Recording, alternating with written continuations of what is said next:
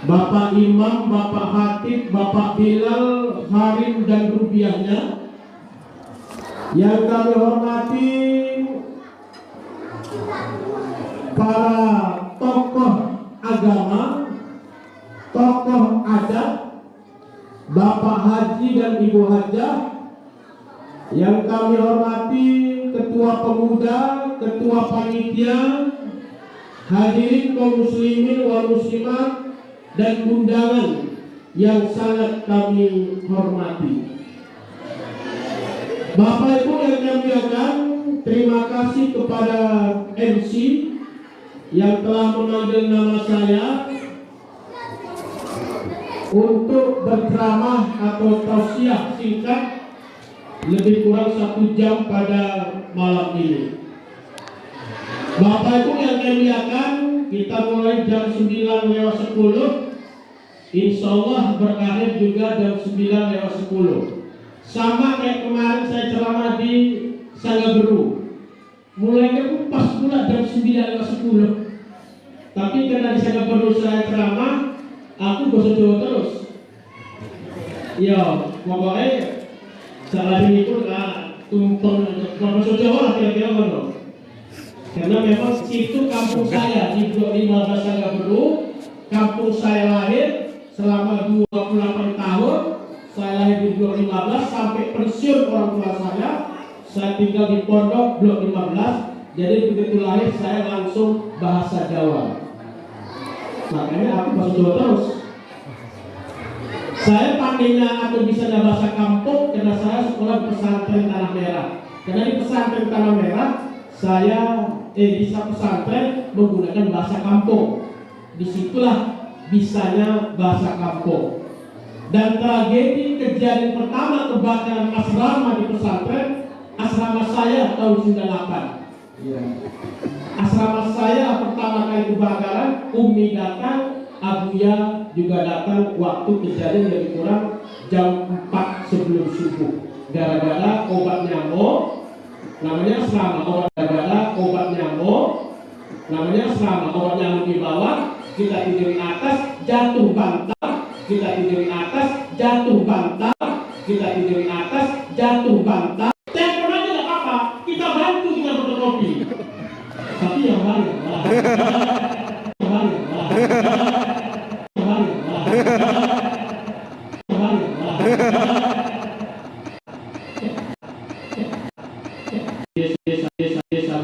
desa Gunung Maulid Nabi. Ini yang kita bahas Bapak Ibu yang pertama. Kalimat-kalimat yang sering kita ucapkan kira-kira gitulah. Biar tidak lupa sama kita. Biar tidak lupa sama kita. Apa yang kita bahas? Bapak Ibu yang pertama kalimat bismillah. Kenapa ini bismillah kita sampaikan? Karena para ulama sufi atau tasawuf mengatakan 30 apa yang baca saya foto. Coba kita al-baju gampang. Karena kita membuat program mengagendakan kerjaan. Aku habis sholat gosok dodos misalnya. Habis gosok dodos, habis dodos nimbang, sholat zuhur, habis sholat zuhur makan, habis makan terus tidur sejenak, ngopi, habis ngopi sholat asar mandi, dicuci. Pokoknya sampai assalamualaikum menghayal.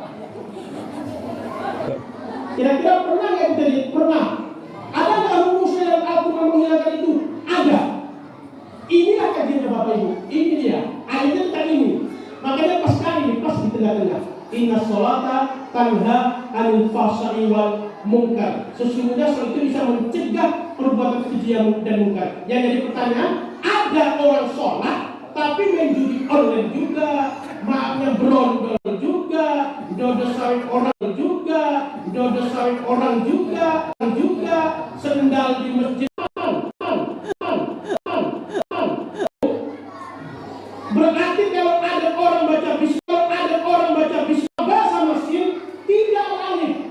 Tapi kalau dalam surah Iqra al-alaq, Iqra bismillahirrahmanirrahim bisa lihat di HP sekarang atau Al-Quran sekarang. Itu kalimat Iqra bismi, setelah Iqra bismi itu pakai alif. Kenapa pakai alif? Ya.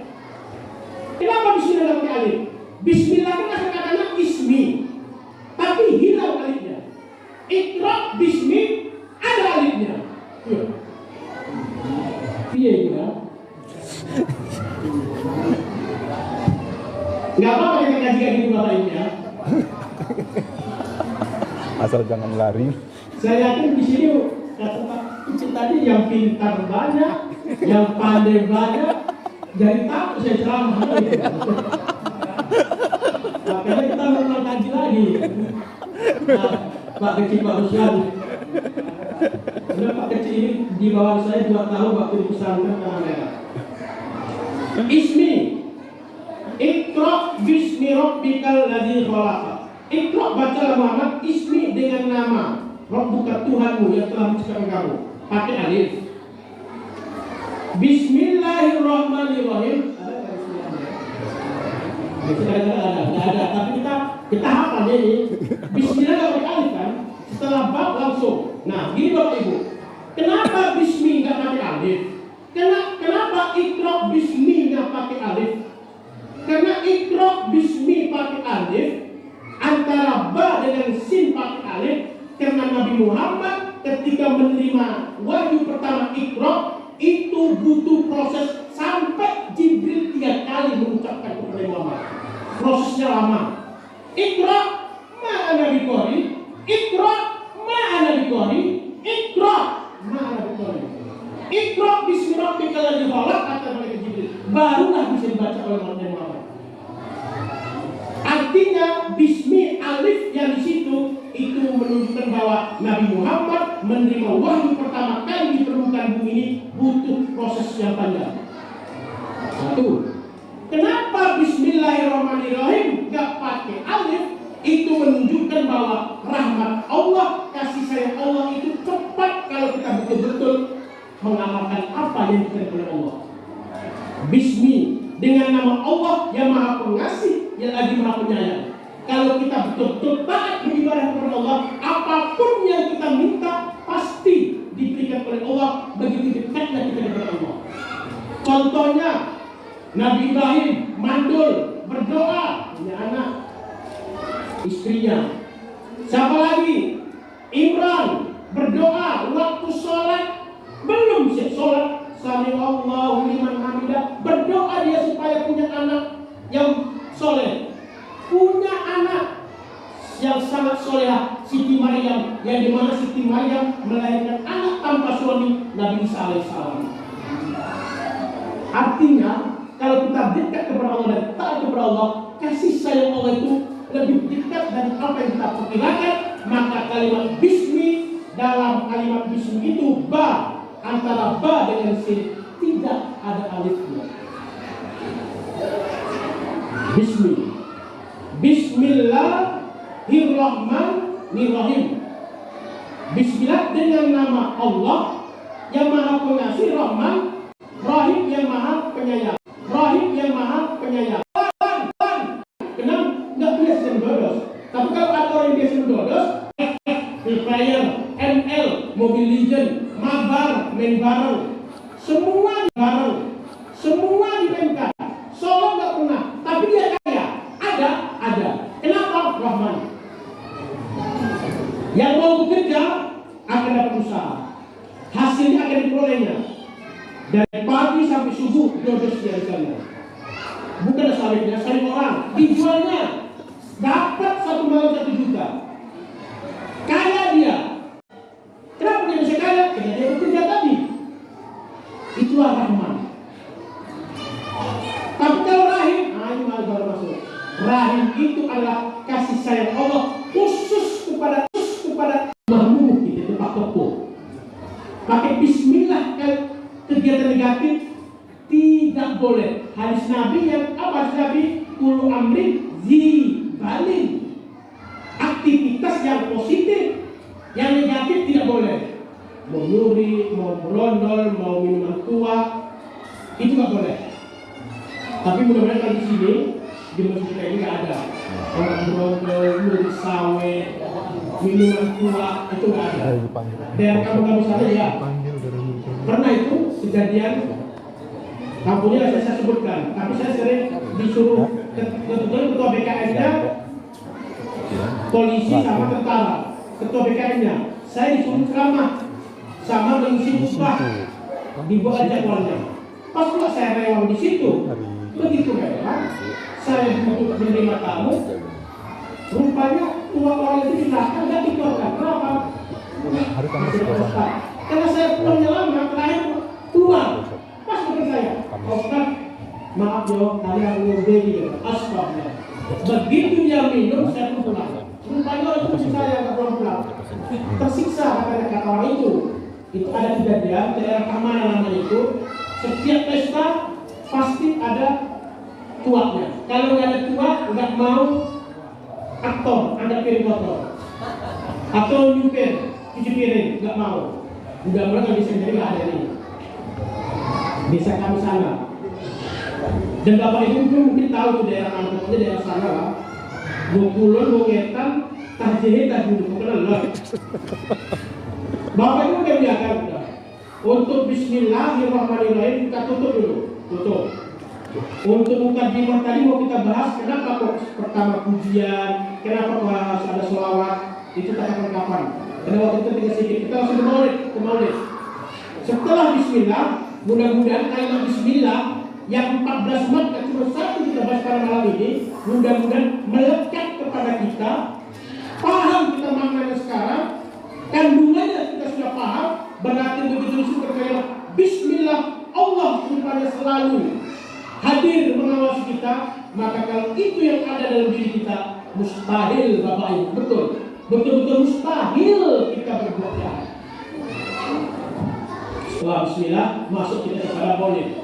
Maulid Nabi Muhammad SAW sebelum lahirnya Nabi itu kan disebut disebut zaman jahiliyah. Jahiliyah itu kita bahas sedikit ilmu syaratnya ya. Jahil kata-katanya. Sudah jahil pakai iya lagi. Setelah pakai iya tambah hutang lagi. Wah, itu pun agak sedikit kesimpulannya ya. Jahiliyah kenapa pakai iya, kenapa pakai tambah hutang? Memang luar biasa jahilnya dalam akidah kepada Allah Subhanahu wa taala. Nek maksud soalnya apa ya? Gobloknya daplek nemen aja itulah. Kalau bahasa kampungnya bumbu sulen, bumbu su akhirnya itulah. Luar biasa bodohnya. Kenapa bodoh? Gini Bapak Ibu. Di zaman jahiliyah dulu, sebelum lahirnya Nabi Muhammad, setiap anak yang lahir, yang perempuan dibunuh. Kenapa? Karena merasa hina, lahir perempuan. Sekarang ada nggak begitu anak lahir dibunuh? Nggak ada. Tapi lebih parah zaman sekarang Bapak Ibu. Zaman sekarang belum sempat lahir sudah dibunuh. Namanya apa? Aborsi. Kenapa terjadi aborsi? Karena pergaulan bebas. Kenapa pergaulan bebas? Malu, aib, maaf terjadi hubungan yang nggak bagus, terjadi hal-hal yang nggak benar, maksiat di luar nikah, maafnya hamil. Karena malu, akhirnya diaborsi. Aborsi apa artinya? Digugurkan kandungannya. Berarti Bapak Ibu lebih jahil di zaman sekarang ketimbang dulu. Dulu mending lahir, bunuh. Sekarang belum sempat lahir sudah dibunuh. Makanya sekarang disebut dengan jahiliyah modern. Jahil tetap jahil, tapi modern. Masa di zaman sudah maju, sudah ilmu teknologi maju, masih mau membunuh anak yang belum sempat lahir. Di zaman Nabi, sebelum Nabi Muhammad lahir, jahiliyah karena anak perempuan lahir dibunuh. Satu. Yang kedua, kenapa disebut zaman jahiliyah?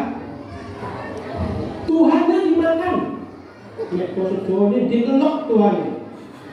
Di bahasa kampung apa ya? Tangannya, telurnya apa ya? Ada kejadian seperti itu? Ada. Kenapa? Zaman jahiliyah dulu, itu kan Tuhannya terbuat dari roti, tepung. Setelah tepungnya diolah, ya bahasa sekarang di blender. Setelah di blender masukkan ke oven. Setelah itu dibuat menjadi patung. Setelah dibuat jadi patung, ditaruh di tempat yang suci. Tuhannya tadi setelah jadi Tuhannya tadi disembah. Setelah disembah minta dia, wahai Tuhanku, berikan aku kaya.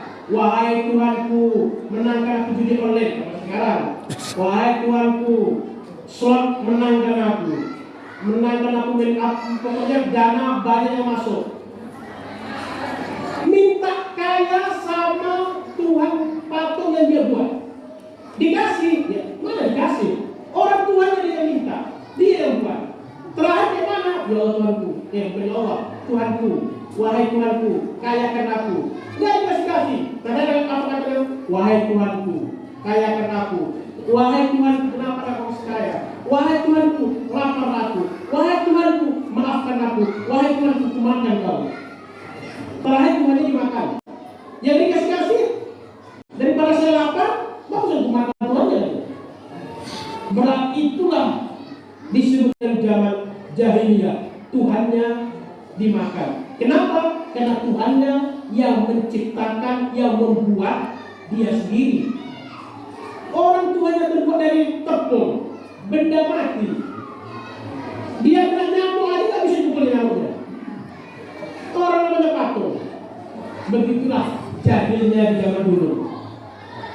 Bapak Ibu yang kami muliakan, karena jahiliyahnya luar biasa, maka turunlah Nabi Muhammad SAW dilahirkan Nabi Muhammad SAW di permukaan bumi ini pada tahun 571 Masehi atau 6 abad setelah Nabi Isa. Nabi Isa di kitab Injil dijelaskan, di Al-Quran pun dijelaskan bahwa akan lahir setelah Nabi Isa, yaitu Nabi Muhammad SAW. Bayangkan Bapak Ibu, jarak antara Nabi Isa dengan Nabi Muhammad 6 abad. Lahirlah Nabi Muhammad SAW yang dirindukan umat-umat sebelum umat Nabi Muhammad SAW. Dan Bapak Ibu yang kami muliakan, Nabi Muhammad dilahirkan dan Nabi Muhammad menjadi Sayyidul Anbiya wal Mursalin, pemimpinnya para nabi dari Nabi Adam sampai Nabi Isa. Dari Nabi Adam sampai Isa, pemimpinnya para nabi siapa? Nabi Muhammad. Yang jadi pertanyaan, Nabi Muhammad lahir belakangan. Kenapa Nabi Muhammad yang diangkat menjadi pemimpin? Rupanya karena Nabi Muhammad menerima Al-Quran. Dan Bapak Ibu yang kami muliakan, barang siapa kita, siapapun dia yang bersentuhan dengan Al-Quran, kesimpulannya sampai kita detik ini yang kita hadir di masjid ini, walaupun umat Islam yang tidak hadir di masjid ini, siapapun yang bersentuh dengan Al-Quran dapat dipastikan semuanya akan diangkat derajatnya oleh Allah. Contohnya, kita urus satu persatu Bapak Ibu. Al-Quran diturunkan kepada Nabi Muhammad melalui malaikat Jibril. Malaikat Jibril naik derajatnya dari jutaan, miliaran, triliunan malaikat yang ada di permukaan bumi ini. Yang menjadi pemimpin malaikat adalah Jibril. Jibril dijuluki dengan Sayyidul Malaika, bosnya, pemimpinnya malaikat. Kenapa? Karena Jibril menerima Al-Quran. Satu, ini banyak Bapak Ibu, satu.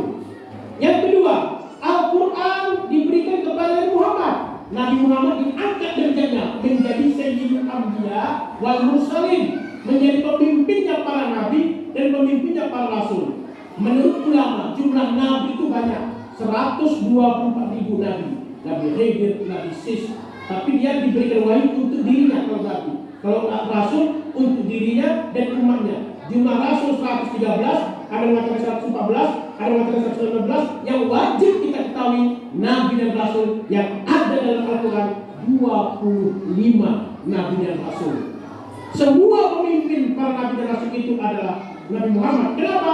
Nabi Muhammad menerima Al-Quran. Dua, Al-Quran diturunkan pada bulan Ramadan. Ramadan naik derajatnya menjadi Sayyidus Syuhur, pemimpinnya, bosnya bulan. Dari Muharram sampai Dzulhijjah, 12 bulan. Pemimpin 12 bulan itu adalah bulan Ramadan.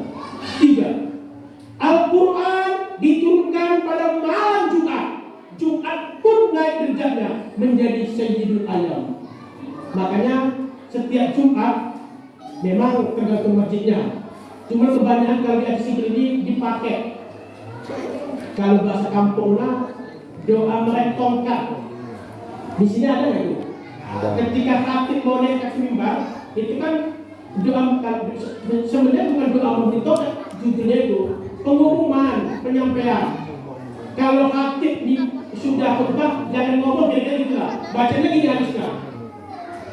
An Abi Hurairah radhiyallahu anhu qala Rasulullah sallallahu alaihi wasallam inna yaumal jum'ati sayyidul ayyam wa hijjul fuqara wal masakin fa idza sa'ida al-khatibu ala mimbar fala yatakalam ahadukum wa may yatakalam faqad la wa man la fala jum'ata wal musitu wasma'u rahimakumullah. Itu hadis sanad sahih yang dibacakan oleh Bilal. Pengumuman kita artikan inna yaumal jum'at sayyidul ayyam. Hanya saja hari Jumat itu merupakan Sayyidul Ayyam, bosnya hari. Mulai dari hari Ahad, Isnin, Selasa, Rabu, Kamis, Jumat, Sabtu, yang 7 hari bosnya Jumat. Ahad, Sabtu, Isnani, Selasa, Rabu, Kamis, Jumat, Sabtu. Kenapa setelah Kamis namanya Jumat ya, bukan Saturn? Itu pembahasannya hampir 1 jam juga itu. Tapi ini yang kita bahas. Karena kita nyambung itu. Ahad 1, Isnin 2, Selasa 3, Arba'ah 4, Khamis 1, 5, atau Jumat Saturn, Sabtu 7 pas Jumat nggak dibuat hari sadis Saturn. Kenapa dibuat namanya Jumat?